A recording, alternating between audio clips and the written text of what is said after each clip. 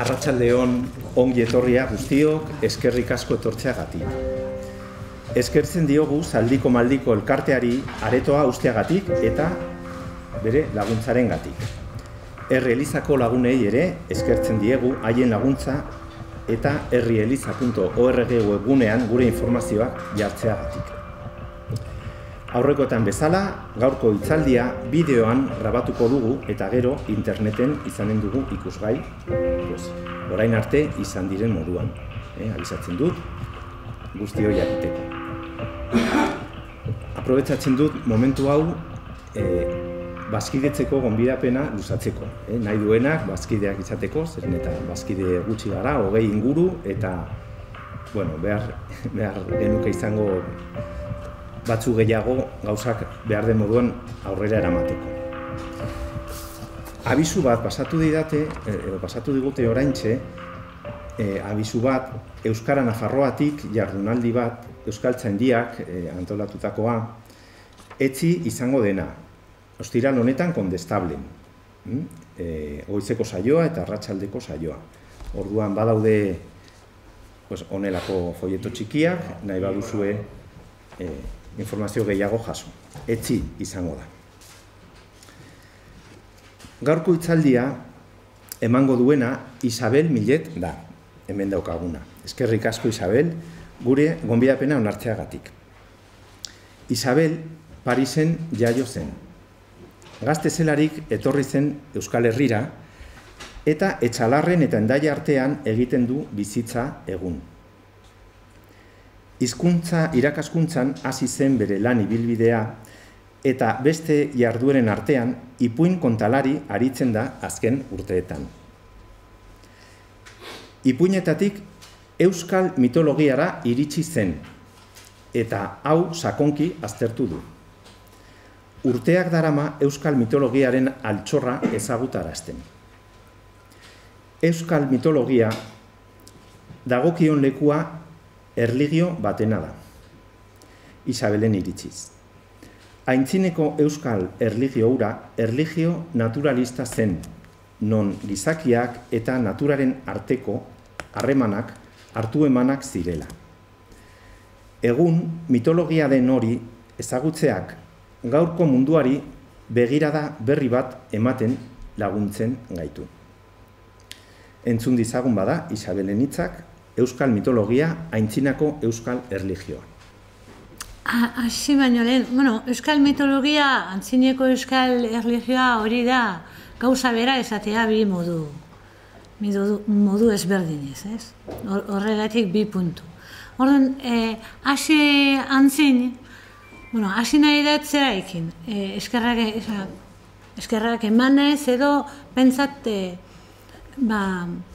zer dagoen, gai honetaz zer dagoen, bibliografia dena, bukaerako utzi beharrean hasierako, horiek dira nolabait sarean dauden puntu importanteenak, eta horiek dira oinarrizko liburuak, itunak, jarri dizkiet izena, da bilduma emblematikoa hori da Barandiaranek egindako lanaren lana jasotze horretan, dira mitologiaz bi tomo eta beste asko gehiago euskal kulturaz. Gero da Andres Ortiz Ozezek eta Luis Garagaltzak egindako liburu hura euskal mitologia izena duen guztia omen da. Barandiaran antropologoa zen eta paisa, eta horiek dira filosofoak. Erlijioen filosofian aritzen dira. Eta hirugarrena egon nintzen dudatan jartzen da. Oinarrizko liburuetan, euskal mitologia konparatua, Gentilien Akabera. Hau tesis bat da. Eta Joan Ignacio Artxuaga antropologoa da, antropologia kulturalean doktorea. Tesis bat da, eta, irakurtzeko, tesis baten antza du, baina, azkenean jarriret, ikusiko duzu zergatik, berak eman baitzun, nirentzako gako importante bat, nolabait, mitologiaren pertsonaiak ordenatzeko. Horiek dira beste batzuk, irakurri, alfabetikoki jarri ditut, hemen ez, mugitu dira berriro. Eta hori, antropologo batzuk, Sasturstegi eta Arana, gero etnografoak ere, Larrañaga eta Dueso, eta teologoa Arriaga, Jose Luis Arriaga. Teologoa, liburu, lehenagoko liburuak, eta Auña aldizkaria, erderaz argitaratzen da, baina da euskal kultura, baina antzineko tradizioaz eta altxorra da. Momentu hontan ez dute egiten argitaratzen, baina antzineko Durangon izaten dira eta hori. Horiek, nolabait, nik landu dunana da aurretik besteek landu dutenaren gainean. Hori importantea da jakitea, orduan, nik batek Duesok hori errantzuelako eta besteak hori egin zuelako eta hori da, nolabait, beti besteek egindakoaren gainean egiten dugulan, baina batzutan hasten dugu eta. Orduan, nik uste importantea dela esatea. Orduan, mitologia, nolabait, mitologia hitz gutxitan, hitzaldi honetan egingo dudana da, pertsonaiak, euskal mitologiako pertsonaiak, baina gainetik ikusiko ditugu, ongi, nolabait, helburua baita erlijioa dela, adierazteko erlijio bat, eta hori askotan ez zaio ematen erlijio mailako maila. Ez zaio ematen erlijio maila. Ematen zaio, folklorikoa den zerbait edo holako zerbait. Beraz, kableak.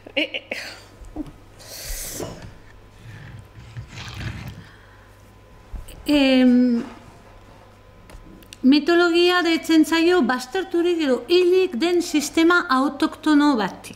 Hori importantea dela, edo bazterturik dago, edo hilik dago. Gure kasuan hilik dago, baina urteetan eta urteetan bazterturik izan zen. Eta baztertzeko hainbat datu, edo datu faltsuak, edo datuak oker, desinformazioa, gaur egun deitzen den hori, desinformazio lana egin zen, lehen ere olako gauzak egiten behar ziren. Azken finean mitologia bat, hori, mituak, errituak eta sinesmenak dute. Erlijio batek duten.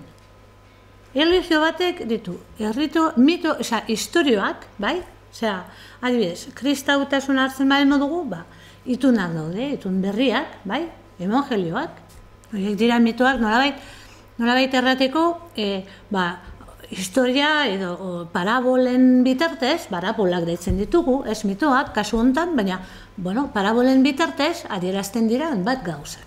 Errituak daude, Elizako errituak, egogia eta ura eta errituak, eta sinesmenak. Sinesten dugu gauza bat edo bertze, sinesten dugu janko bakar bat dagoela, sinesten, eta ama Virginia, eta bat dira sinesmenak eta sinesmen sistema bat.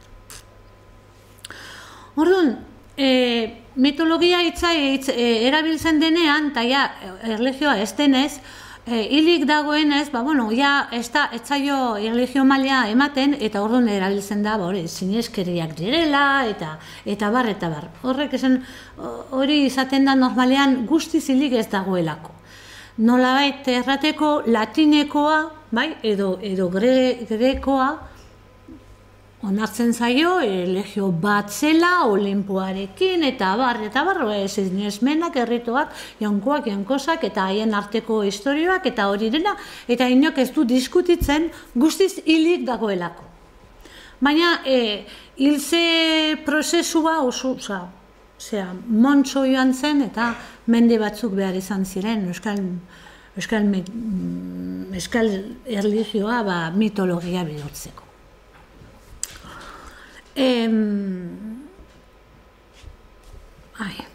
Nik eta paperak, ikusten duzuen bezala. Orduan, hori erlijio bat zela, antzineko erlijio bat zela, ikusteko, lehenengo gauza onartu behar dela, izan zitekela, bai, agian bai erlijio bat zela. Ikusi behar da erlijio bezala. Eta hor, Artxuagak, hori da Euskal Mitologia konparatuan doktorea, horrela dio. Mitologia ez da ipuin fantastiko zenbaiten bilduma. Hain zabaldurik dagoen ideia oker hori gogotik lehenbaitlean ezabatzea komeni da lan honen mamia ulertzen hasteko. Mitologia errealitatea asaltzen duten erantzunen multzoa da. Herri eta kultura bakoitzeko mitologiak bizimoduaren zergatia asaltzen die herri eta kultura haietan bizi direnei. Nor diren, nola bizi behar duten, nola jokatu behar duten, zer helburu izan behar dituzten, nolakoak diren bizi diren mundua eta inguratzen diren natura eta bar. Bai? Azken finean munduaren errepresentazioa. Eta Ortiz Osesek haratago joaten da. Mitologia gure ikuspenak ordenatzeko eta gure esperientzia existenziala sistema antolatu baten egitaratzeko ahalegin bat da. Zentzu horretan, mitologia sinesmen eta bizipenen sistema bat da. Baina ez antzinatan bakarrik ageri zena, gaur egun ere bere erara existitzen dena baizik. Hori ulertzea importantea da. Guk nolabait sinesmen sistema batean bizi gara, eta ez dugu ikusten. Barruan gaudelako. Uretan, barruan, airean gaudela, baina airea ez dugu ikusten, barnean garelako. Sinesmen horietan gaudenean ez ditugu ikusten. Baina mitologia nolabait errateko batean. Beraz, mitologia munduaren ikuskera bat da. Mundu ikuskera antzinako edo moderno bat, ekialdeko edo mendebaldeko, esplizitua edo implizitua bat. Gaur egun mitologia guztiak gainditu ditugula pentsatzeko joera dugu. Baina ez gara ohartzen sinesten dugula ere, ez sinesteko hainbat sinesten duguna dela mitologia. Jot. Adibidez, nola sortu zen mundua? Inok ez daki? Nola sortu zen mundua? Ez? Inok ez du erraldai. Beno.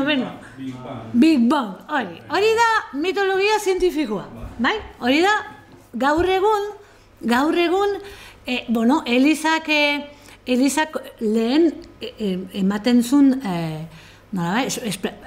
garatzen du ematen du esplikazio bat, bai, jankoak zazpi egunetan egin zula, eta bat, eta gero zientziak ematen du bere esplikazioa, bai? Nolabait, euskal kulturak, bere erlijioak, ematen zuen beste azalpen bat, bai? Ipuin etiologiko baten bitartez. Horiek dira, kultura guztietan dauden ipuinak. Nola sortu zen mundua. Eta ikusiko dugu nola zen. Eta orduan, sinesmen sistema hori, mitologia da zen hori, eta bere garaian erlijioa zen hori, animismoa zen, animista zen. Animismoa da edozein izaki, jende, animalia, landare, harimaz edo voluntateaz orniturik izan daiteke.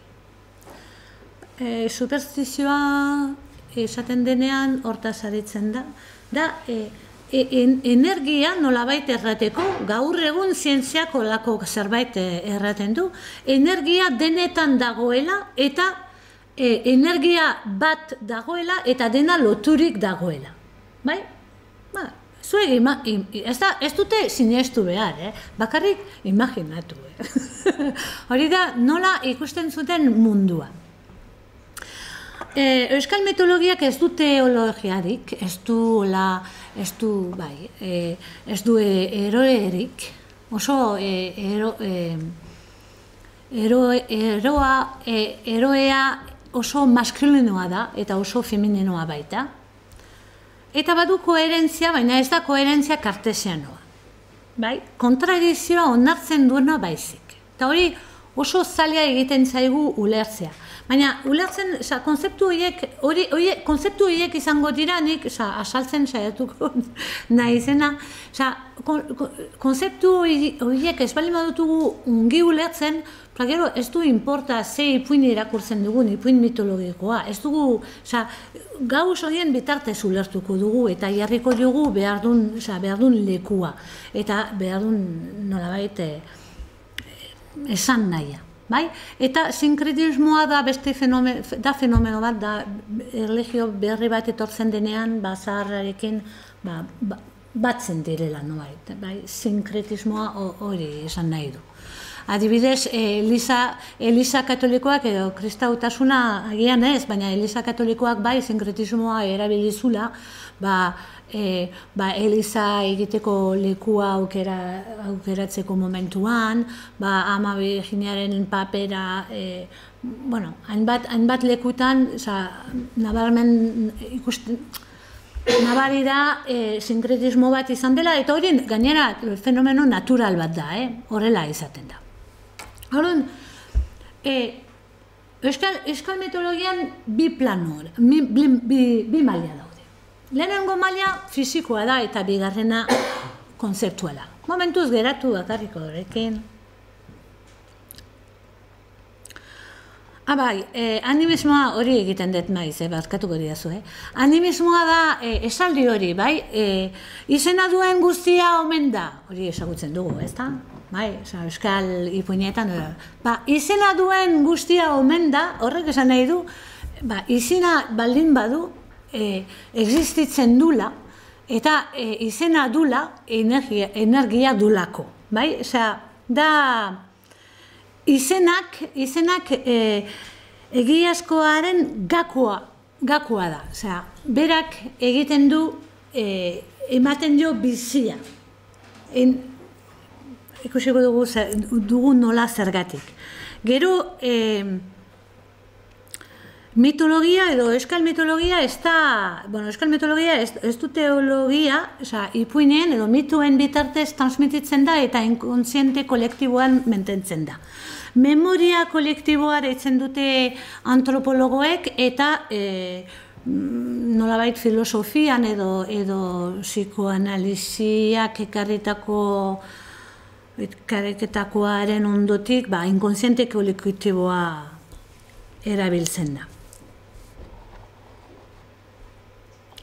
Beraz, euskara antzinako euskal hizkuntza bada, mitologia antzinako mintzaira. Eta bi planotan, bi mailatan topatuko dugu euskal mitologia. Maila fisikoa eta maila konzeptuala. Hemen, Amalur hau da plano fisikoa. Amalur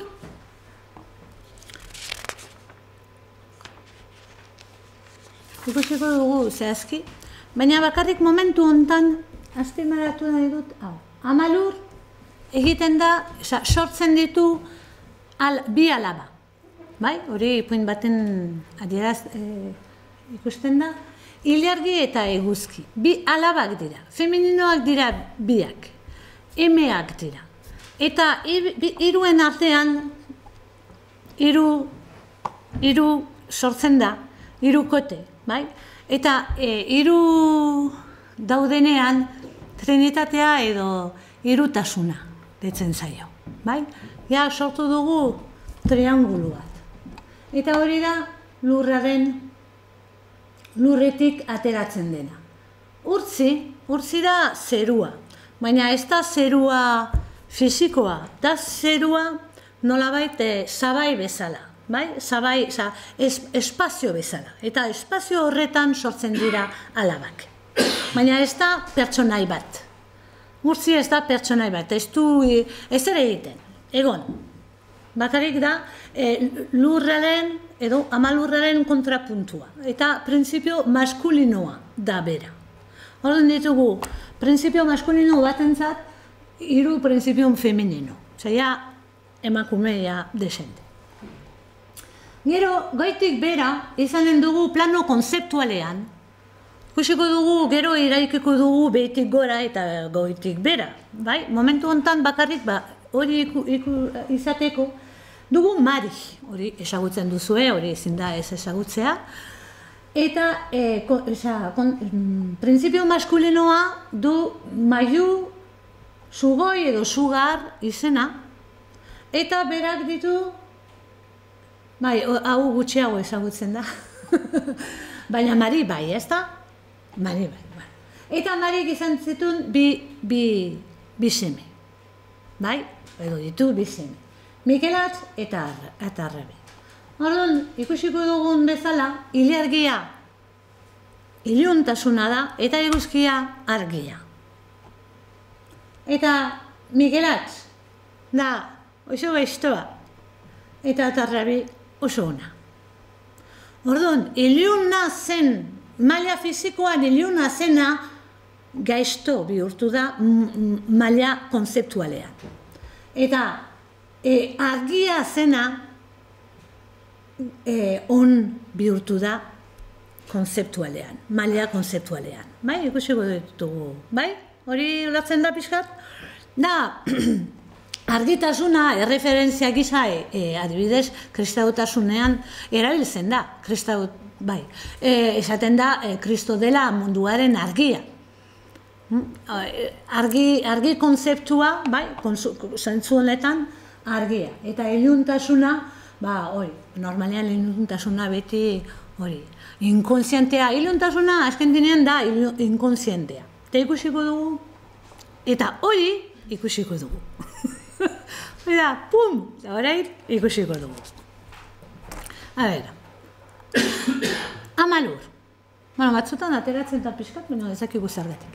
Orduan, amalur da, emazte hori, ama, denen ama, emea da, eta lurraren antzirudia da. Eguzki eta ilargiren ama. Eta erraten da, amalurrek altxor izugarriak gordetzen ditula bere barnean, mendi eta lehitzetan. Bai? Esken finean, lur barruan bizia da. Bizia da. Mundu zera industrializatu batean, hori, ez da beti horrela ikusten, baina zerbait landatzen hasten baldin bazarete, bere ala konturatuko zarete.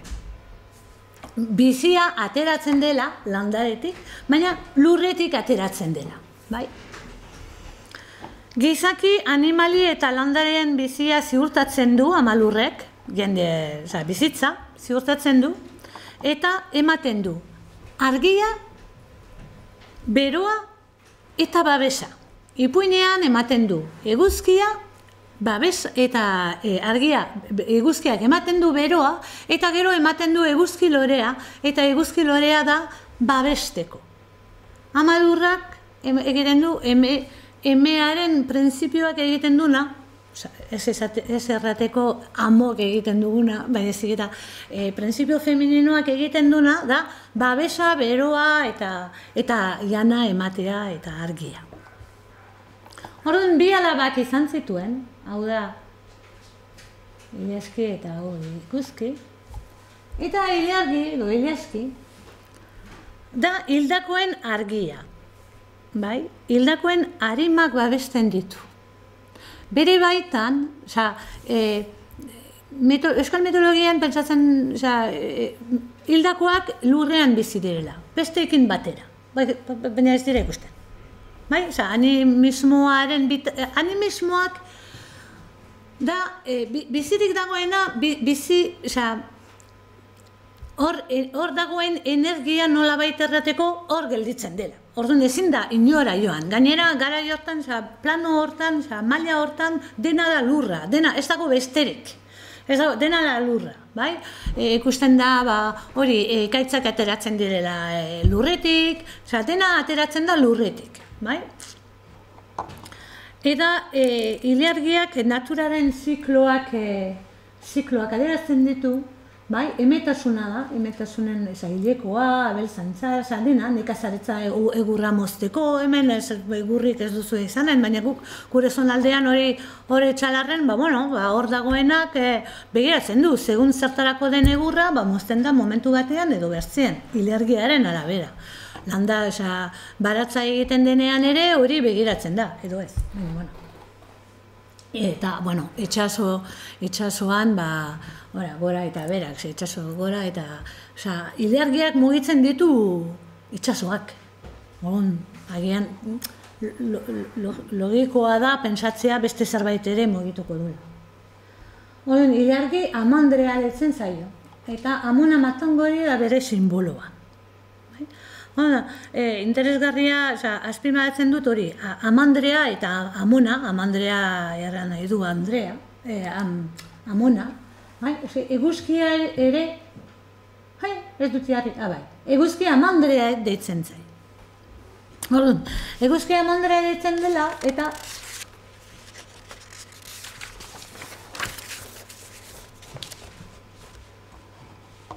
eta hori, biziko eta hileko argitasuna, berak argitasuna ematen du, eta eguzki loreari deitzen zaio jankoaren begi, hori, bere simboloa delako, eta hori linguistentzat, egun eta eguzki sustrai berdina gaina dute argitasunarekin eta berotasunarekin zer ikusia duten hitzak direlako. Orain, hortan ez nahi sartuko. Bakarrik aipatu norbaitek begiratu nahi bandu. Eta azkena da, eguzki amandrea eta ilargi amandrea. Hori interesgarria da. Ama lur, ama da. Eta eguzki eta ilargi alabak. Baina amonak ditzen dira. Orduan, amonak ditzen dugunean, haiek ama bihurtzen dira. Bai? Norbaiti amona esaten balien baiozue, horrek esan nahi du ama dela. Edo ez. Bai? Bai, orduan, ama bihurtzen da. Orduan, horiek dira alabak eta amak. Eta hori da, bizitza edo bizia eta biziaren ziklo. Beti ereko zikloa. Hori, eten gabeko zikloa, naturaren zikloa. Bizi eta jaio eta, ama eta alaba eta hori biltzen direla. Eta goian, urtzi. Baina urtzi ez da, ez da janko bat. Da, zeru zabaia edo zeruaren argitasuna. Da, hori, zabaia, zeru zabaia. Eta hontan kontzen ditu zeruko guztiak. Baina zeruko guztiak, ez ditugu gaur ikusiko, ateratzen dira denak, edo ia denak, amalurretik, lurretik. Bai? Konzeptua da, hori, horrela, eta bat egina bi kontu. Eta hortan daude bi horiek. Eta dena pasatzen da hor. Eta barnean. Eta hainbeste emakume daudela, momentu baten hori, hasira hitz egiten matriarkadua.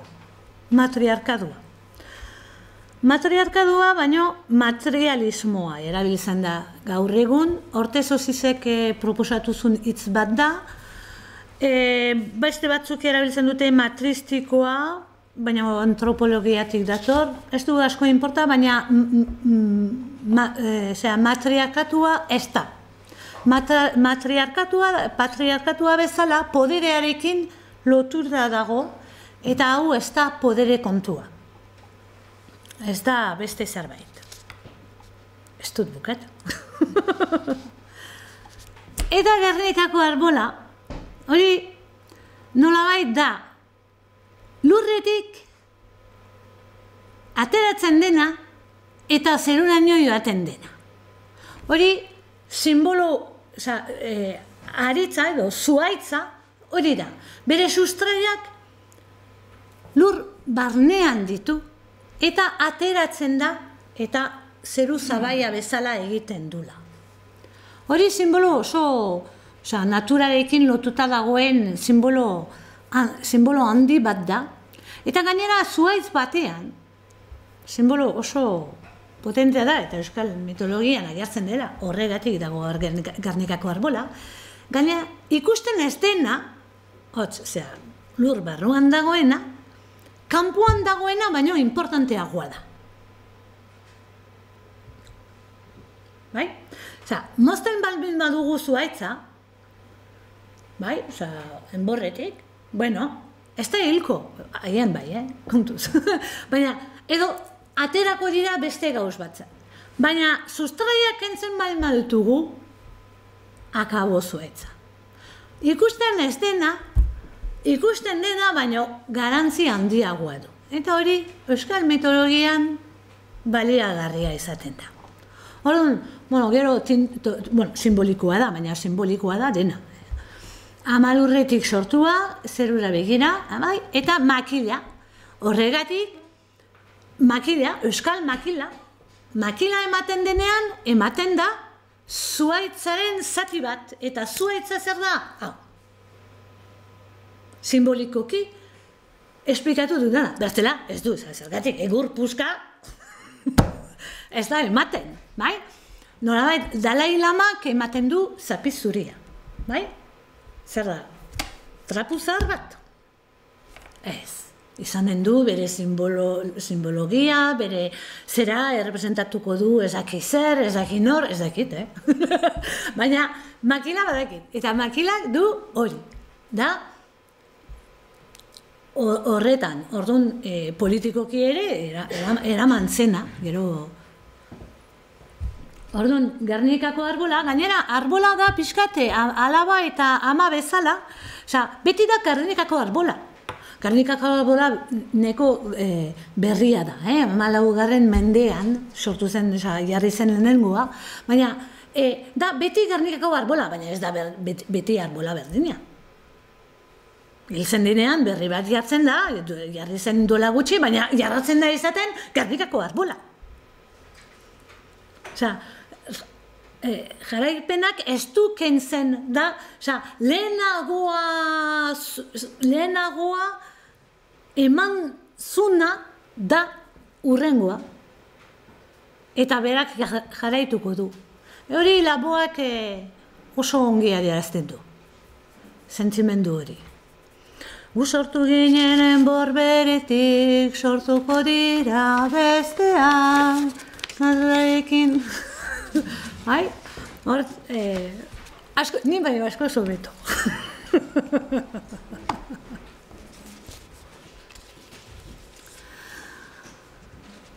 Bueno, hau ez dute esan. Jarraituko dugu. Aideko eta berezko. Hori oso kontzeptu interesanteak dira.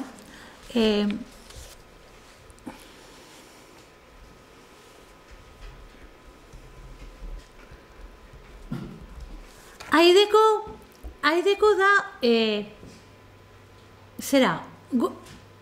berezko da, berez, hori uratzen da hobeto. Berezko da, berez gertatzen dena, bai? Gertatzen da zerbait, eta hori mekanikoa da, hori ulertzen da. Baina aideko da, aidekok, azkenean genu baten izen bezala geratu da auskalo nondik datorren zerbait. Hori da ulertzen ez den bat. Eta ziur aski beste mundu batetik, mundu fizikotik etortzen ez den bat, baina beste mundu batetik datorrena. Espirituen mundutik, genuen mundutik, magiaren mundutik, bai? Hortik, eta orduan aidekoa da. Hori beti gauzak begiratzen dira, edo berezkoak diren, edo aidekoak diren. Eta, segun, adibidez duela egun edo 200 urte zen, berezkoa baldin bazen medikua. Eta aidekoa baldin bazen, orduan, mazte bat, edo apaiza, edo beste mundukoa baldin bazen, beste norbait behar zen, ez medikua. Edo fisikoa zen, edo etzen fisikoa.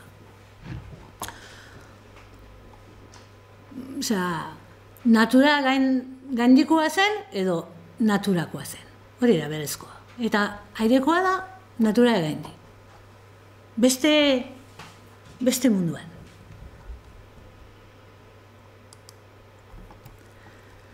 Eta genu horiek ere topatzen ditugu eguna egunekoarentzat eta gaua gauekoarentzat. Gaueko, hori, da gaueko mehatxuak, da inkontzientea, da iluntasuna, eta, gaueko egin topo eginez gero dena desagertzen direla, ezin zen hori etxeetatik atera, nolabait, garaietan etzen dugun argitasuna, Eta gauargi da beste genu bat, eta gauargi da zuaitzen artean agertzen den argit bat, kenuka, eta iluntasunean galduta dagoenari etxerako bidea erakusten dio. Orduan, nik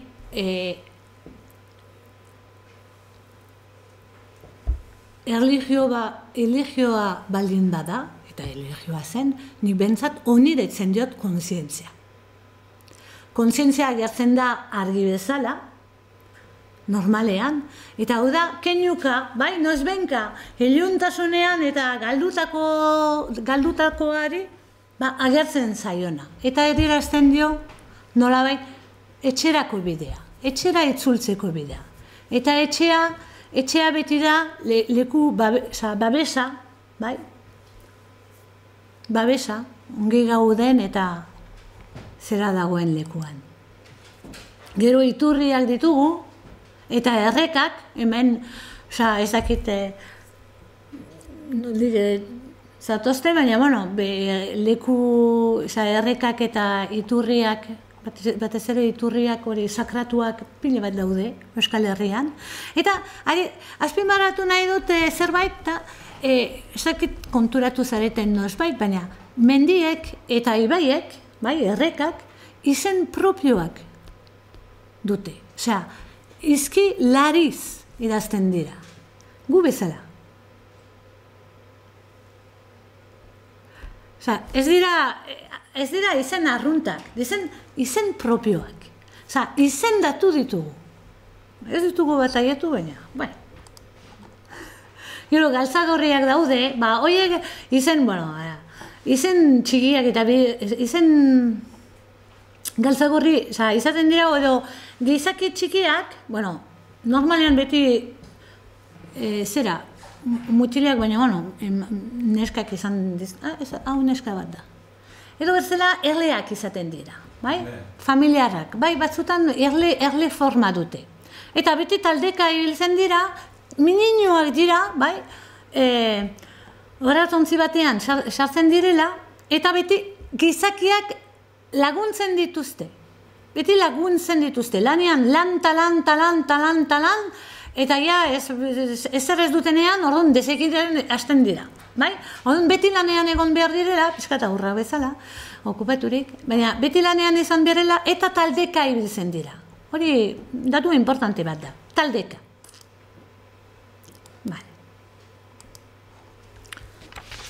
A ver. Orduan, hau dena zergatik. Bueno. Ni hasi nintzen hori, ipuinak irakurtzen, ipuinak kontatzen ditut, kontalaria naiz. Eta euskal ipuinak. Gero, ikusi ditun euskal ipuin mitologikoak, eta berehala nabaritzen da ezberdinak direla, Eta hasi nintzen mitologiarekin, pixkaka, eta, azkenean erori guztiz, eta sartu nintzen, eta dena irakurri nun, eta pentsatu asko. Eta ere, hau, mitologia. Erlijio bat balin bada, unibertsaltasuna du. Bai? Erlijioak aman komunean, parte handi bat dute aman komunean. Unibertsala dena. Erlijio bat da nolabait gizakiok gu baino handiagoa den horrekin dugun harremana, ez? Orduan, harremanak izateko. Orduan, erlijioak gehiene, posiblea da hartzea eta topatzea eskemak. Orduan hartu nuen, bale. Hartuko dut, ez latinoa eta ez grekoa nik ez ditut ezagutzen, baina ezagutzen dut yoga. Yoga egiten dut, yoga ezagutzen dut, eta yogan erabiltzen dugu teoria mailan, bai, erabiltzen ditugu txakrak. Orduan, ez ditut esplikatuko txakrak, zertzuk diren, baizik era,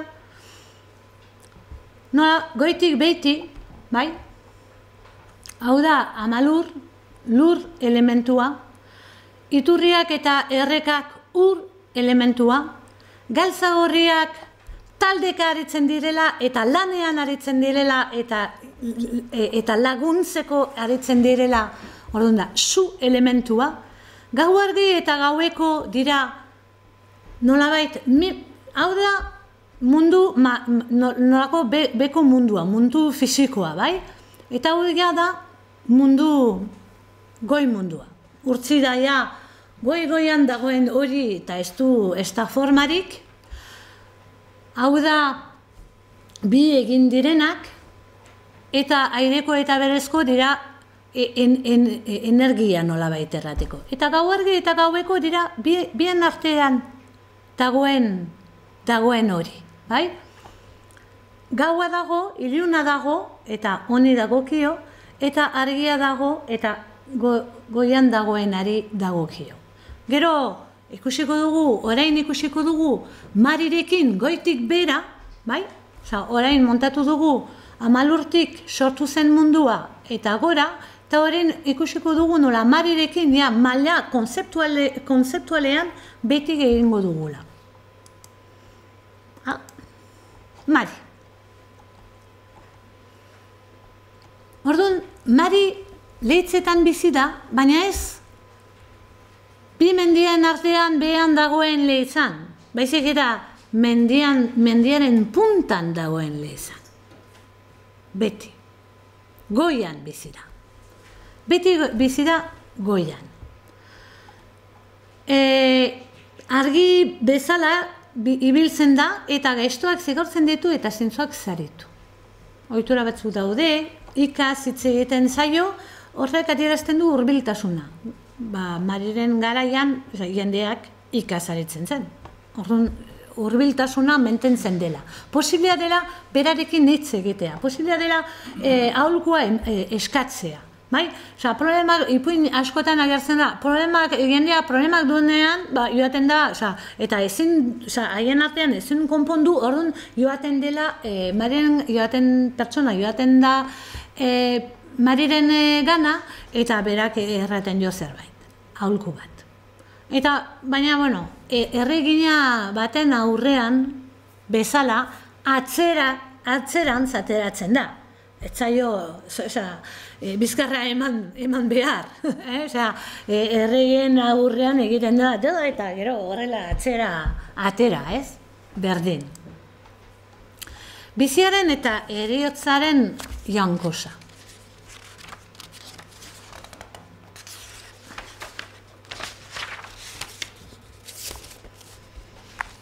Orduan, berak gogoratzen duzue, gogoratzen duzue iluntasuna eta argia, ilargia eta eguzkia, bai? Orain, Marik biak ditu. Badu urrezko orrazia eta hori da eguzkiaren bizia eta ispilua ilargiaren heriotza, iluntasuna. ilargiak ez du argirik. Ilargiak du eguzkiak botatzen duen argia. Ilargiak ez du argirik. Ispiluak bizirik ez duen bezala. Ez da egia, gezurra da. Ispiluan agertzen dena gezurra da. Eta ilargiak botatzen digun argia gezurrezkoa da ere. Ez da bere argia. Eta ispiluarena, gero argazki bat ikusten dugu eta ez da gauza bera. Ez da egia. Ispiluan agertzen dena ez da egia. Ez dugu sinestu behar, baina bueno, guk sinesten dugu. Bueno, gainera, ez dugu sinestu behar, batez ere, bueno, erlijioaz aritzen bali magara, ispiluan dagoena, hor ez da. Hor da forma. Momentu baten gaztea, bestean zaharra, baina hori ez da gu garena. Osea, erlijio aldetik harima balin bagara, hau ez, ispiluan dagoena ez gara. Hori argi dago. Orduan, Marik dena du, iluntasuna eta argia. Eta bien gainean dago, denen gainean dago. Eta berak oreka mantentzen dula. Askotan suge batekin errepresentatzen da, bai. Eta sugea, Eliza Katolikoak erabili du, nolabait, tentazio gisa edo gaiztua zelakoan edo lako zerbait. Baina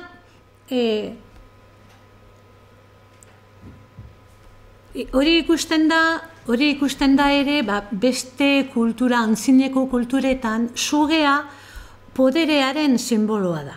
Eta podere femininoaren simboloa da.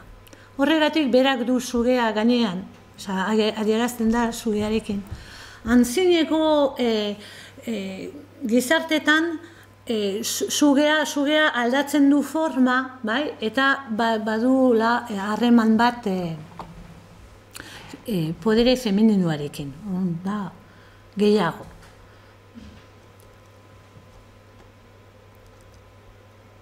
Eta sinkretismoa da antzineko erlijioaren gainean zerbait jartzea, eta desinformazioa da hori antzineko informazioa bihurtzea. Eta hori Eliza Katolikoak segurazki neurri handi batean nahita egin zuen nolabait bihurtzea. Orduan, zugearen simbologia bazekiten. Hori segurazki zekitela. Baina indarra kentzeko egiten da esan nahia aldatu. Ona dena gaizto bihurtu. Hori ikusiko dugu gero zorginekin gertatu zen bezala, ikusiko dugu nola joan zen. Nola antzineko erlijioa da ere beste bat gainean jarri delako. Orduan, horrek ez du erran nahi antzinekoa delako hobeagoa denik. Edo hori Eliza Katolikoak hori egin delako erlijioa katolikoa txarra denik. Ez da olako balioraziorik, baizik eta fenomenoa nola egin zen, ez? Ez? Ez da ulertzen? Bai, ulertzen da, ez? Orduan, berak egintzen du beti hori, bi alderdi horiek erabiliz, bai? Baditu, 3 agindu positibo eta 3 agindu negatibo. Agindu positiboak emandako hitza bete beharko, lagun urkoa errespetatu eta gainerakoei lagundu behar zaie. Hori da positiboak. Eta negatiboak dira egin behar ez dena. Ez duzu ezurrik esan, ez duzu lapurretarik egin behar, eta ez da arrokeriaz aritu behar. Hori oso... hori espreski euskal jendearen eginak. Eta azken finean dira, horiek oso unibertsalak dira, ez dira oso ezberdinak, da ona esatea eta besteak lagundu. Eta badirudi, hori, urrakeriaz, arrokeriaz, hori, ez aritzea, ez. Nizu baino, arrokeriaz aritzea da nizu baino gehiago naiz. Orduan, parekotasunean ibiltzen garenean ezin dugu erran, nizu baino gehiago naiz. Hori da, zentzu honetan, ez? Orduan, hau da, nola moldatu behar garen, nola ibili behar garen, negatiboak dira, nola ibili behar garen, eta positiboak dira, besteekiko ze harreman mota izan behar dugun. Azken finean. Oso naturalista, oso naturala da, elkar bizitzarako, eta, ongi, ona izateko, eta ongi portatu besteekin. Eta hau da, oso berezia. Baiezkoa eta ezezkoa. Ordo. Nari bizira, dena ukatzetik eta dena baieztez. Eta ez dena baietzetatik. A ber. Hortarako,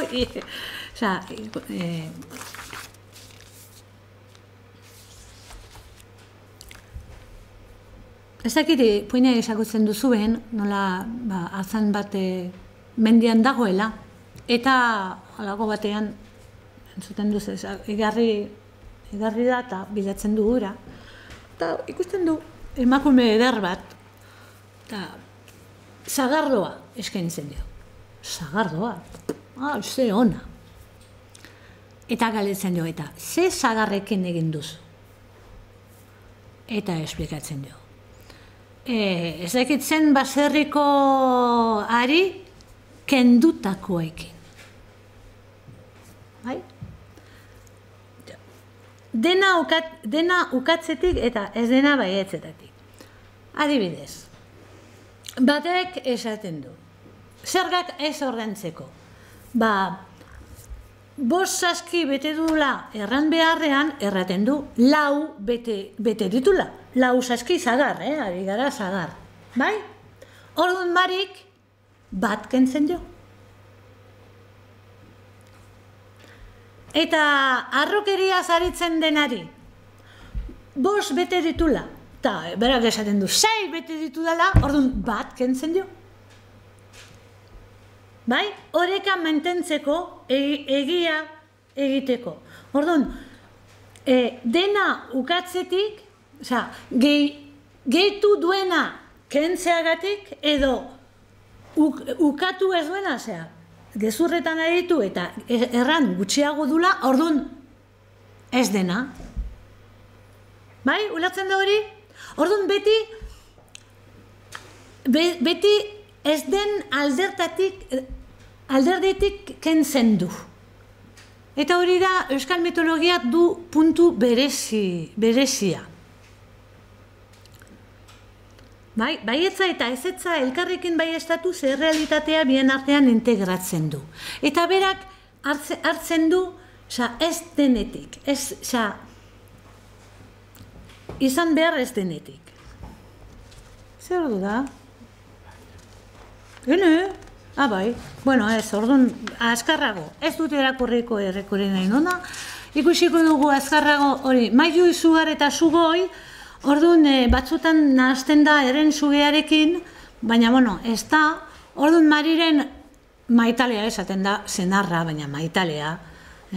Eta, Marirekin elkartzen da ateratzeko, hau da kontrapuntu maskulinoa, nola bait. Bizkaiko jaunaren jatorriarekin lotuta dago, eta ateratzen da suzko zuge edo egitai itxura zeharkatzen du zerua. Eta egitaia, argizko egitaia da ilargia. Bai? Orduan berriz topatzen dugu, eta horrela. Mari eta Mailu elkartzen direnean, ikatzak sortzen ditu, oso poetiko, eta 2 seme dituzte. Bai, Mikelatz, Gaiztoa eta Atarrabi. eta hasiko naiz pizkat azkarrago, materialismoa berriro, bai? Hau da, ahari baten gainean dago, eta argia eta hor da ekaitza. Berak dena egiten du. Eta hor tokatzen dugu, euskal mitologiaren mamia, makrokosmosa eta mikrokosmosa. Eta hor, nolabait, guk erlijioaren bitartez egiten dugun zeruaren irudikapena, bai? Eta eta beti badago printzipio hermetiko horren bitartez badago elkarrekotasun bat, bai? Goian bezala behan ere, eta behan bezala goian ere. Hori tokatzen dugu erlijio katolikoan da lurrean bezala, zeruan bezala lurrean ere. Bestea ez, baina, bentsat zentzu batean, badago parekotasuna. Eta mikrokosmosa eta makrokosmosa euskal mitologia oso argi dago. Amalur gorputza fisikoa da, eta mikrokosmosa da gure bizitza. Eta gure mikrokosmosean etxea da. Eta mari mundu fisiko horren harima balin bada, etxe baten harima, etxeko Andrea da. Eta horrela ulertzen da, etxeko Andrea eta matriarkatu inguruan, eta etxearen importantzia. Osa, etxearen garantzia inon. Hemen bezala inon. Eta batez ere, sukaldea. Sukaldea bai da, etxeko bihotza. Etxearen bihotza. Eta da sua. Eta sua mantentzea, beti izan da etxeko Andrearen ardura. Orduan da, harima eta sua mantentzea. Suak ematen du argia, beroa, eta babesa. Eguzkia bezala. Eta hori topatuko dugu, adibidez, solstizioetan, neguko solstizioan, olentzerorekin, ez dugu denbora izanen hortaz hitz egiteko, olentzerorekin eta suarekin dauden dena, sua eta sukila eta olako gauzak, sua. Eta sua da etxeko bihotza, etxearen bihotza, etxea bizirik baldin badago, etxearen bihotza, eta hori da Amalur eta Mariren errepresentazioa. Paz! Hau da, orduan dago ispilu perfektua, bai? Makrokosmosean errepresentazio bat eta mikrokosmosean beste errepresentazio bat. Eta hori normalean horrela funtzionatzen, mitologi batek edo elegio batek hori ematen digu. Ematen digu, ikusten ez dena, eta gainean dagoen edo, gu baino handiago, normalean gainean kokatzen dugulako, gu baino handiagoa den horren irudikapena.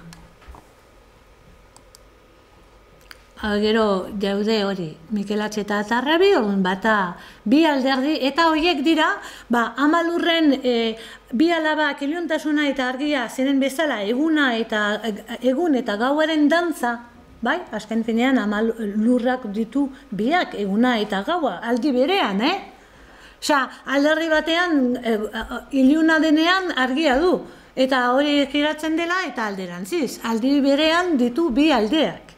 Mari berdin, orduan proiektatzen ditu. Eta bat da, eta bi egiten da. Eta bat denean, eta bi hortzen denean, berriro ditugu hiruak, ez? Orduan, alderdi ona eta alderdi gaiztoa. Eta ona dena oso ona da, eta gaiztoa dena oso gaiztoa da. Eta gainera, ona dena, eta Arrabik beti hori, Mikel Atxen gaiztakeriak indargabetzen ibiltzen da. Beti atxetik, dena konpontzeko, eta hori, gu bezala. Eta adur eta indar ulertzeko, horiek adur da,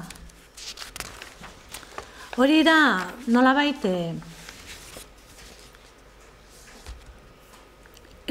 indar da indar fisikoa, eta adur da indar fisikoa ez den indarra, da indar magikoa. Ikusten, indar fisikoa da, fisikoa ikusten dela, mekanikoa da. Eta bestia da, ez dakigun nun den, ez dakigun nola den, ez da ikusten ez dena. Eta da adur. Orduan, berriz daukagu ikusten ez dena, bai? Ikusten ez dena saskiak, saski zagarrak, hori, saski horietan zeuden zagarrak, desagertu egiten dira. Ikusten ez dena dira sustraiak, ikusten ez dena dira beti barruan dagoena, Eta ez da ikusten. Adur da gauza bera,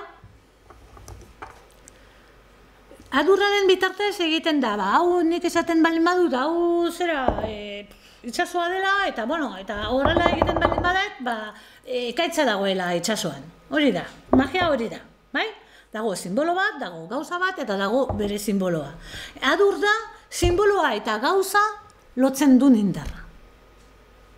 Eta orduan, adur manejatzen balin badakigu, magia egiten du. Erabiltzen balin bada, ekintza positiboak balin badira, onerako balin bada, magia zuria izanen da, eta txarrerako balin bada, edo niretzako dirua nik lartzeko, edo niretzako txarrerako balin bada, orduan magia beltza izango da.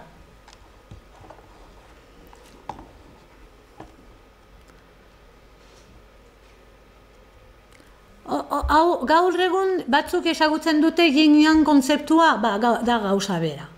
Dira indar bi horiek, bai? Maskulinoa eta femininoa, eta indarra, bai? Maskulinoa da atzera, kanpora aldera joaten dena, eta egiten du banatu, gauzak banatu, bai? Eta adur da lotu, erlazionatzen duna, eta lotzen duna, eta barrurantz egiten duna, eta femininoa da. Eta nok manejatzen du adur, sorginak. Saiatuko naiz beste galdera bat egiten, sorginak zen ziren. Numenak ziren, edo benetakoak ziren, edo herriko jendea zen, edo... Zuek zer uste duzue? Erran. Herriko jendea. Bai? Trampa. Trampa da. Erantzuna dakigunean galdera bat botatzea. Sorginak printzipioz numenak dira.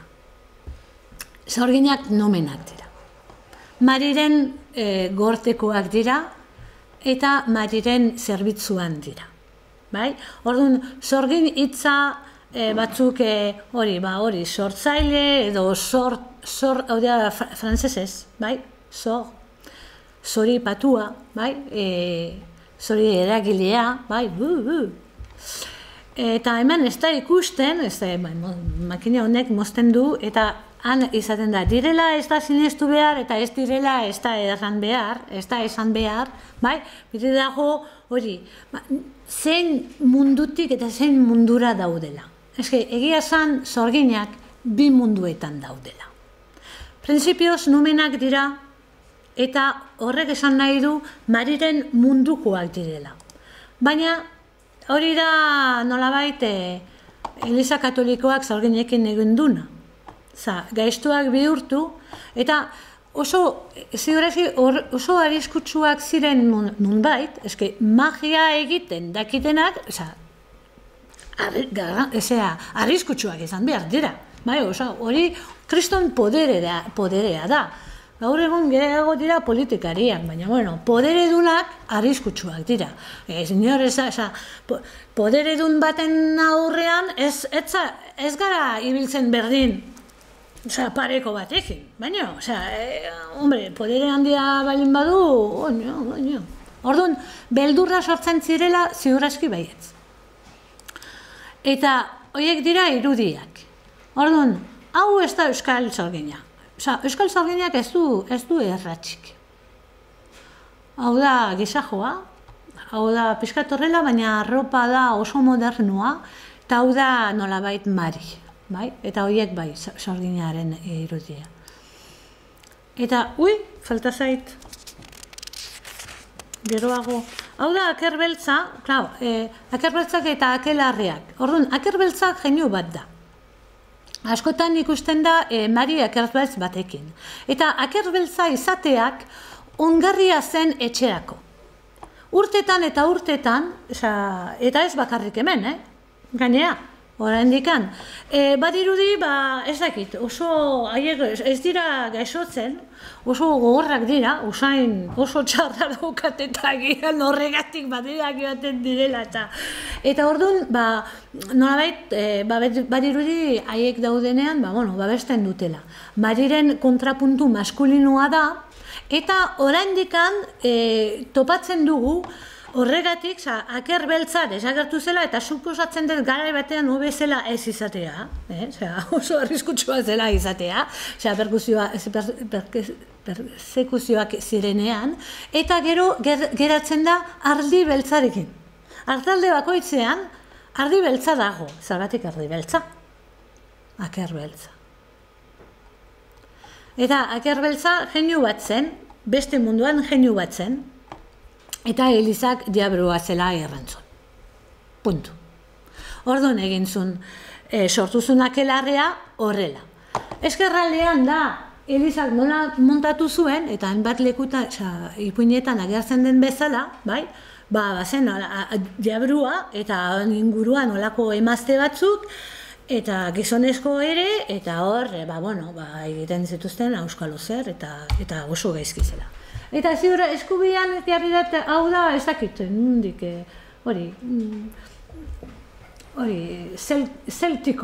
zeltiko zerbait, argazki zeltiko zerbait egiten ari dira, baina nik horrela imaginatzen ditut akelarreak. Errito bat zen, akelarrea errito bat zen. Orduan, erritualak begiratzen bai ditugu, gaur egun mesak, batzuk kantatzen dute, beste batzuk gitarrarekin edo ez dakizaz, bat dira errito desberdinak, baina azken finean errito bat eta ardoa ere bada, mesan, eta gero festa handi bat egiten zutela, ziur eski baietz. Baina erritual bat zela, ostiralero biltzen zirela, baina haien denak ez ziren biltzen beti, bai? Orain, mesa dago egunero, bai? Baina egunero ez da jende guztia joaten, baina paizak bai egiten dute mesa egunero. Gero, astero batzuk jaten dira, beste batzuk jaten dira, bai? Nik uste, erlijio bat zela eta berdin funtzionatzen zula. Orduan, apaizak zentzuk ziren, apaizak sorginak ziren. Horiek ziren, gaur egun erabiltzen den hitzuri, txamanak ziren. Txamanak hori ekialde, Ego Amerikatik etorritako hori naturarekin eta loturik dauden errito batzuk eta apaizak, sazerdotizak ziren, sorginak ziren sazerdotizak.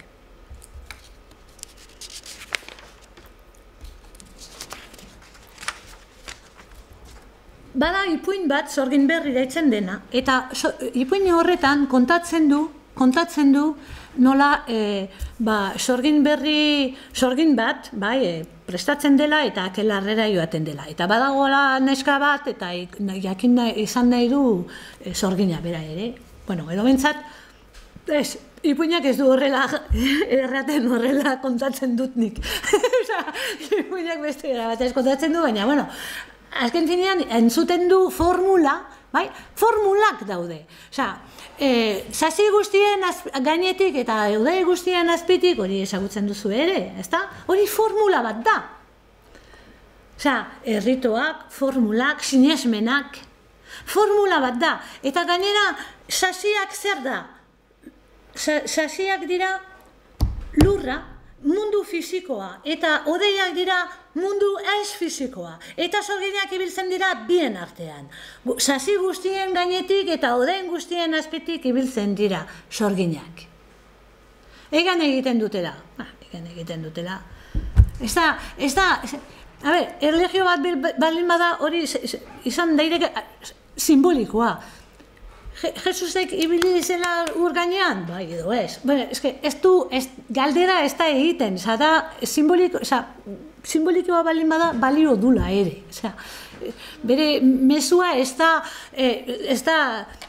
zientziak, bestela zientziak esaten du hau bai, hau ez. Baina erlijioa baldin bada, zientzia nunbaiten utzi behar da, alboratu behar da, eta beste zera batzuekin ibili. Eta hori sasi guztien gainetik eta hodei guztien azpitik hori tarte hortan. Eta han daude sorginak. Sorginak daude munduaren, mariren mundutik eta lurrean. Eta horiek egiten dute konexioa. Eta lan hori apaizek egiten dute. Haiek gai dira aritzeko, arintzeko.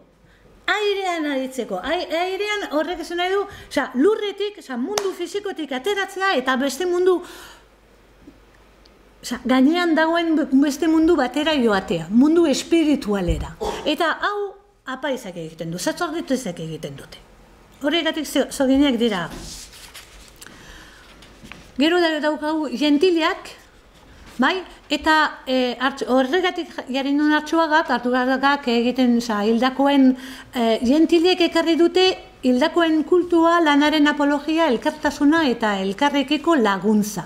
Hori, elkarlana, haiek eta hildakoen kultua. Hori, antzinekoa zen, horiek ekarri zuten ere Jesu Kristoren jaiotzaren berri.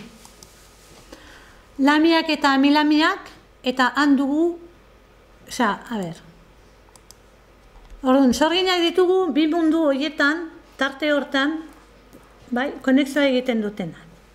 Gentiliak, elkarrekin, taldeka aritzea, lana egitea, hori da sua. Ur elementua, haiek ere gau ez ibiltzen direla, haiek ere mari bezala urrezko orrazi batekin aritzen direla hiliak orrazten. Eta horiek badaukate gizonak, gizakiekin harremanetan daude, gizonak eta gizonekin maite mintzen dira. Baina beti gaizkiak bukatzen dira, beti. Orduan alde batetik nik uste dut ipuin guzti horiek sortu zituzten telebista etzegolako. Eta Goenkale etzegolako. Orduan nolako, maite mindu zen, eta ez zen maite mindu, eta ez dakizan, eta Brasilgoak ez direnean, bestela askoz komplikatuagoak. Baina beste aldetik adierazten dula, nolabait, bi munduen arteko, bi munduetatik etortzen diren pertsonen arteko gizaki maitasuna ezinezkoa dela.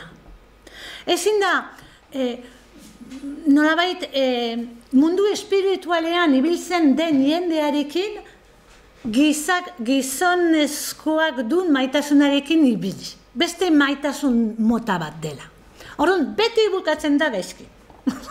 Ezinezkoa da. Beti, hori da, konstante bat, beti, ezin da.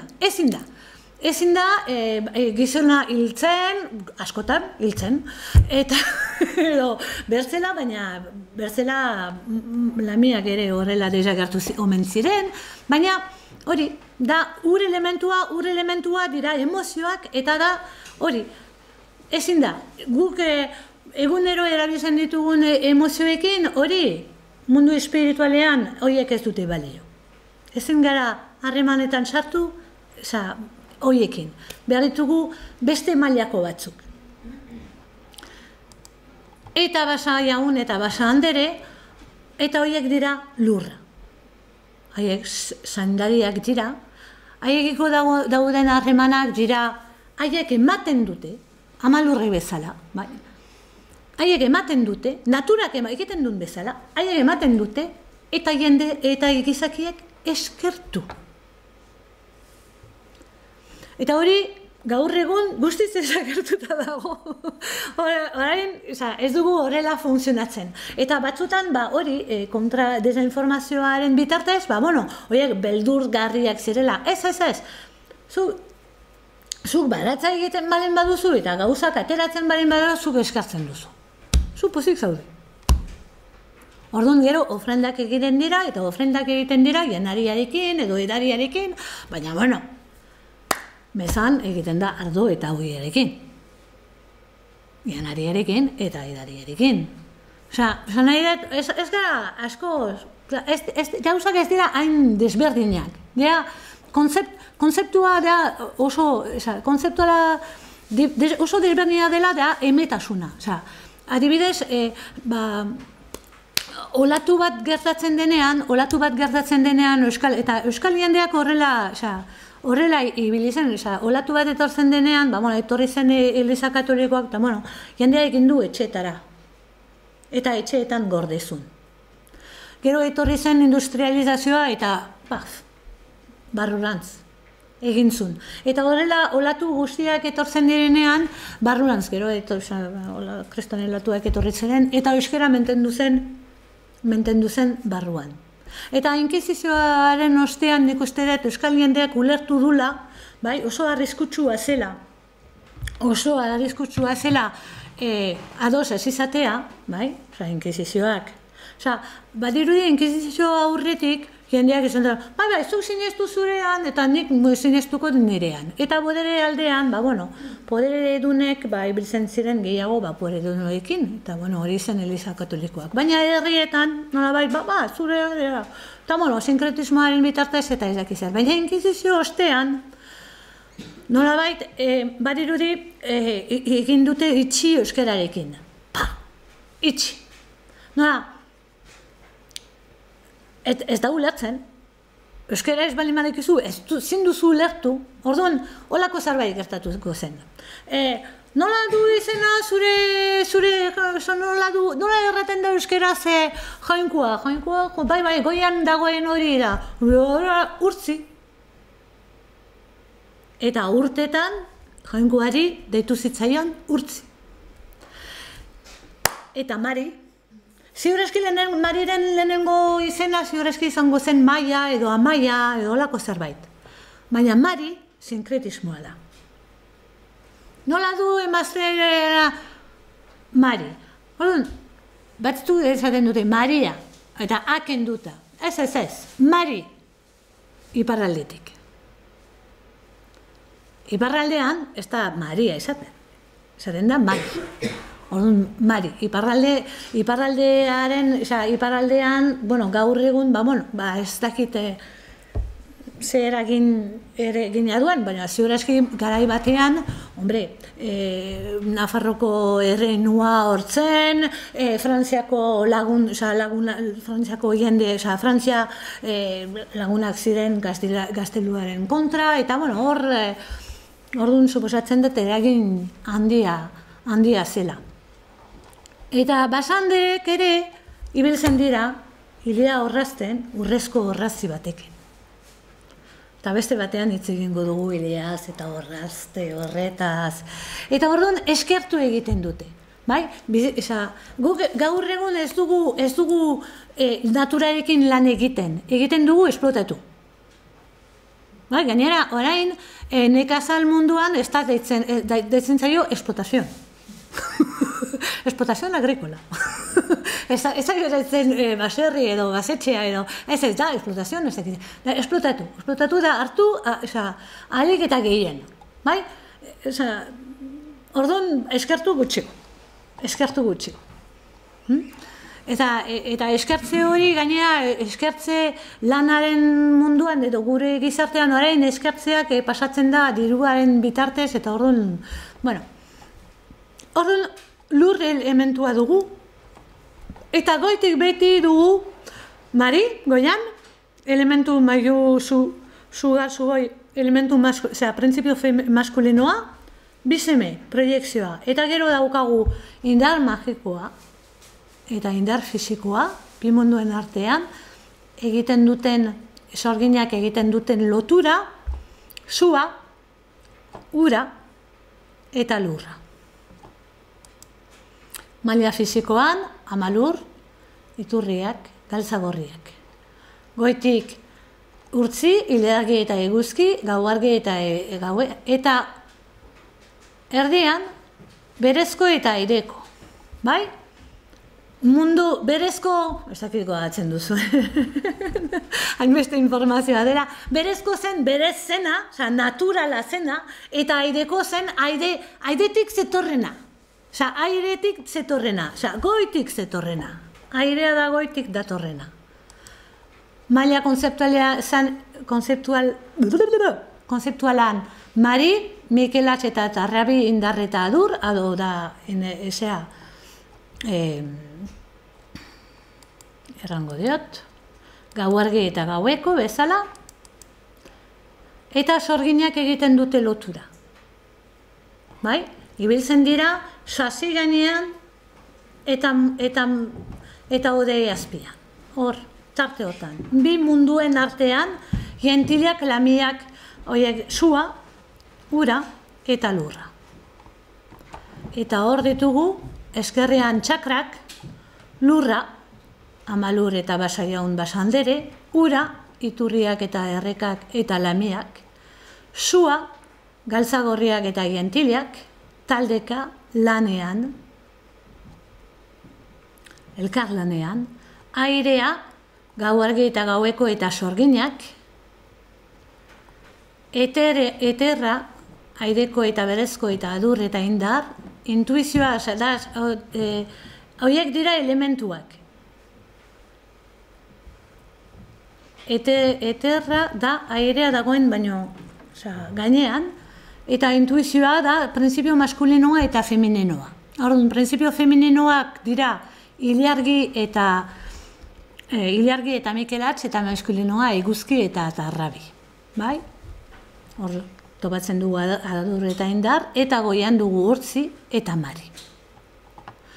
Eta hauek dira txakrak, eta txakrak dira, sistema unibertsal bat. Eta horiek dira genuak, normalean dira, ez dute gizakien forma, eta horiek dira, maila kontzeptualean, dira antropomorfologikoak. Bai? Gizakien antza dute. Orduan, pasatzen dena, hemen topatuko dugu gentilien artean olentzero. Eta hemen topatuko dugu suarekin zukila, adibidez. Bai? Baina, normalean, Europan, bentsat, beste mitologiak desagertu egin ziren maila antropomorfologiko heldu baino lehen. Heldu baino lehen. Orduan, ez zuten izan garapen hori. Baina, euskerak babestu zuen, euskal kulturak, ordaina izan zen oso altua izan zen, jarrera itxia eta hori, ordaina, dena ordaintzen da, bizitzan, hori ere ordaina izan zuen, baina hori, zera, babestu, euskal jendeak haien hizkuntzarekin babestu zuten haien kultura, eskentinean kultura eta hizkuntza gauza bera dela, babestu zuten batez ere bihotza oso sutsua zutelako. Bai, oso, sistema ongarriarekin bizi ziren, bai? Orduan, babestu zuten eta garaietan, eta gero pixkaka galdu zen. Orduan, hau zergatik? Nolabait beste urrats bat emateko, naiz eta kontzeptu guztiak argi ez izan, beste urrats bat emateko, hori, erlijio bat, eta benetan erlijio bat zela, eta ez mitoak, historiak, ipuinak, eta ez dakiz ez, kokatu behar direla, mito guztiak kokatu, eta ipuin mitologikoak, azkentinean mitoak dira, eta kokatu behar direla, zera horretan, beskat denbora gehiago beharko zen dena asaltzeko, eta alde batetik da, nolabait, atzera begiratuz, konexio, gauz batzuk ezberdin ikusten direla. Orduan, han badago arrisku bat. Arriskua da atzera begiratu eta liluraturik geratzea. Eta hori batzutan gertatzen da. Bai? Gertatzen da nolabait, Eliza Katolikoak izan duen edo parte batekin edo jendea ez dagoela ados eta orduan ateratzen dela eta galdurik munduan. Galdurik munduan eta orduan atzera begira eta batez ere euskal mitologia begiratzen denean eta kanpotik etorritako gauzekin bat etortzen direnean eta liluraturik. Ai, ze ongi lehen eta ze polita eta naturarekin. Batzutan behar da, ziurazki behar da naturarekin berriz lotzea, bai? Lotura hori topatzea. Baina batez ere atzera begiratzen dugunean, makrokosmos eta mikrokosmos hori ikusten dugunean, jendea naturarekin lan egiten zutela. Egiten zuten lan, kriston lana. Eta gogorra eta baldintza, ez da nituzken nahiko. Baina eskertu. Orduan, batzutan hori, eta begiratzen dugu eta, ze polita, eta orduan formak gordeko ditugu. Baina eske kontua ez da formak. Ez da formekin liluratzea. Kontua da aurrera egitea, beti da aurrera egitea, ez? Orduan, atzera begiratzea importantea da, baina gero beste zerbait egiteko, ezin ditugu nolabait hiru rito edo ase polita eta horrela. Eta hori egin eta pentsatu horrela sentituko garela. Haiek zuten altxorra, zen, haiek magiaren bitarte sorginekin batera, baina bazen mundu materiala eta mundu espiritualaren arteko lotura. Haiek bizi ziren mundu bakar batean. Zientziak egin duna da moztu. Zientzia behar genuen, eta behar dugu, ez nago zientziaren kontra. Baina zientziak egin du dena esplikatu eta badirudi oso fisikoa, mekanikoa, eta orduan hori ulertuz dena egina zela. Eta horrela ez da. Badago beste alderdi bat, alderdi espirituala, eta atzera begiratzen dugunean euskal mitologia edo antzineko bizi modua hori begiratzen dugunean hor duten su hori. Da nolabait haien bizitzan mundu materiala eta mundu espirituala hor bazen lotura bat.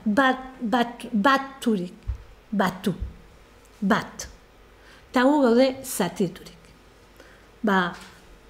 Esplikazio pila bat daukagu, baina zientziak ez digu esplikatzen, eta ez digu esplikatuko mundu espirituala da zer den.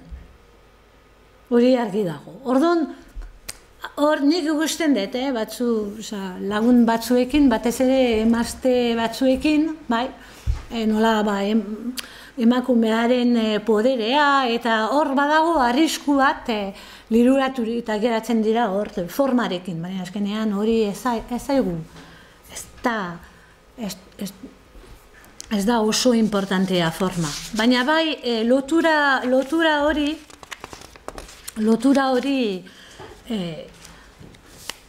berriz topatzea. Hori importantea dela. Eta orduan atzera begiratzea hori da munduaren representazio bat, horrela bizitzen ziren haien munduan, eta, magia ziurazki bazun, beldurra ere bazuten, magiagatik, baina bazuten ere ekaitza eta zakiztar, eta gu gaur egun, ekaitza dagoenean ez gara hain beldur, baina lehen guk zera horiek ditugu, eta zientziak ikerritako gauz anitz. Baina dena du bere ordaina. Eta zientziaren ordaina da moztu. Dugu burua, baina alderdi espirituala zientziaren bitartez ez da izan den. Zientziak behar du da hortarako, hau da, zientzia da berezkoa, eta guk egin beharko dugu aidekoa. bilatu behar dugu airekoa. Eta hori, errepresentazio hori, bai, espilu hori, bai, zeruen bezala lurrean ere, eta alderantziz, bai, hori lurrean bezala zeruan ere ikusten da adibidez, badakizue, hori, lehizetan, arpeetan, gu baino lehen bizi ziren, zera, hartzak, ez?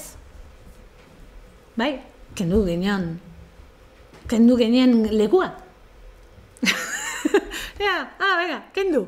Haiek ziren, nolabait, animalien erreinuaren goian zeudenak, hemen lehio horik ez lehioa ezen, eta gu, ginen, gizakiak, etorri ginenean, nolabait.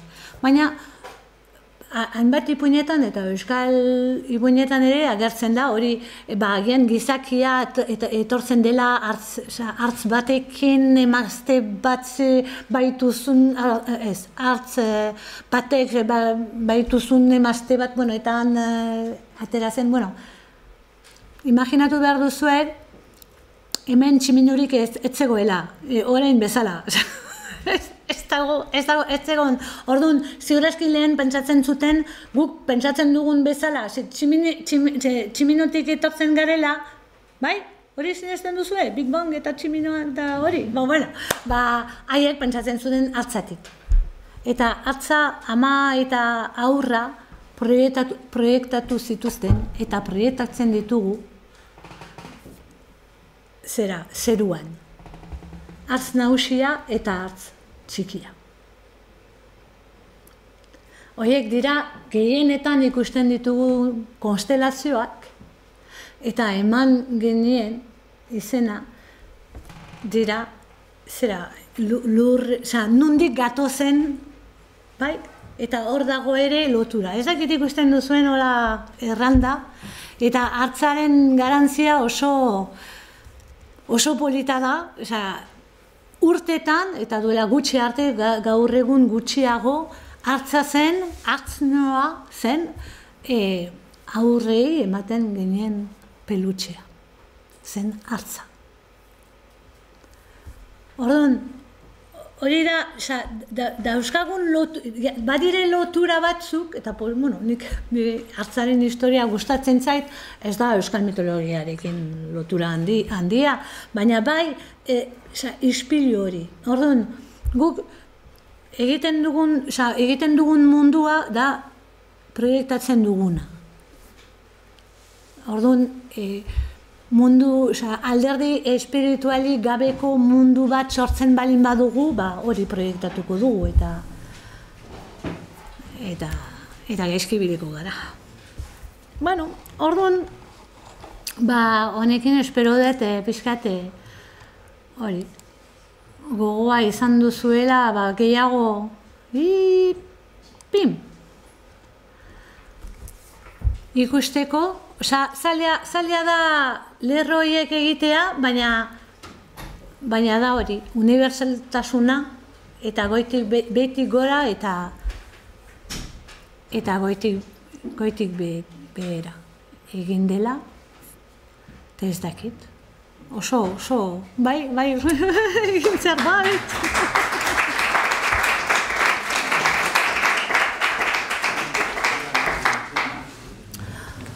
Ikusten dut, zuk egin duzu puzzle bat, hainbat elementu handik, hemendik, hortik hartuak, puzzle bat konpondu, eta sistema bat bezala agertzen zaigu. Ni ikusten dut falta dela hori da mundu iraunkor bat, personaje guzti hauek, izaki guzti hauek irauten dute, baina pertsona bera iraungo du mitologia honetan, zer gertatzen da geroarekin. Ez dut ulertzen. Inmortalitatea edo badago gero bat honen ondoren euskal mitologian.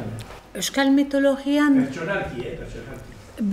Biztagoa bezala esaten dugu, berpiztuko garela, eta bar, baina euskaldunek zer esaten? Animismoa, animismoak dio, bueno, mundu fisikoan geratzen direla.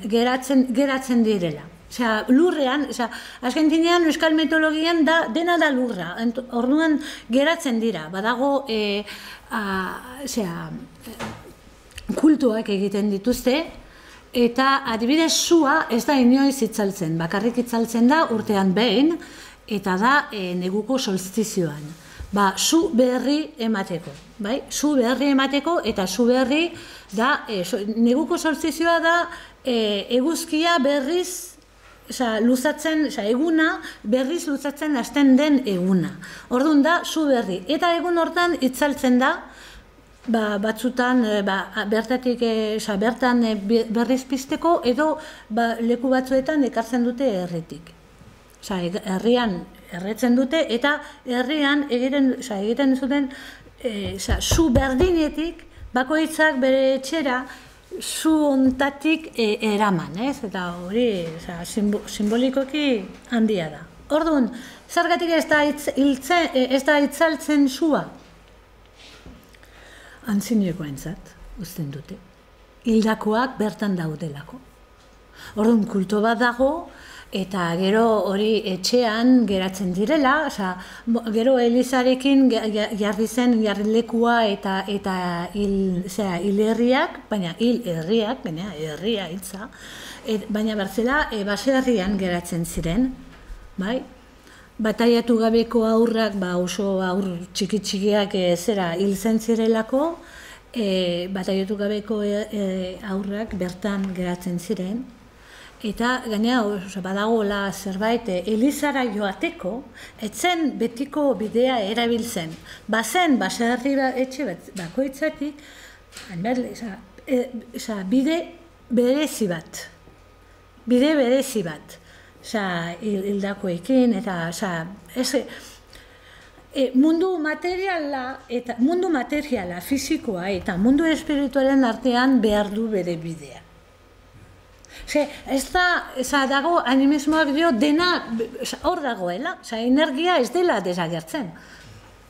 Animaturik, gauzak animaturik dara dela, baina argi dago ni basoa baino askoz animatuagoa naiz. Hori biztan da. Orduan, immortalitatea hitza ez da aipatzen, baina hori, kultua hor dago, hildakoen kultua eta eta etxea da bizi eta bizi ziren eta bizi direnak. Irauten dute, hor dago, baina hori da zuhaitza bezala, zuhaitz berrian zer dago antzinean, zegoena, ere, bai, transmisioa hori da, bai, transmisioa eta etxearen transmisioa eta, etxea etzen bakarrik etxea. Etxea etzen, gainera, zen baserria eta inguruan ziren lur guztiak. Eta gainera, euskal etxea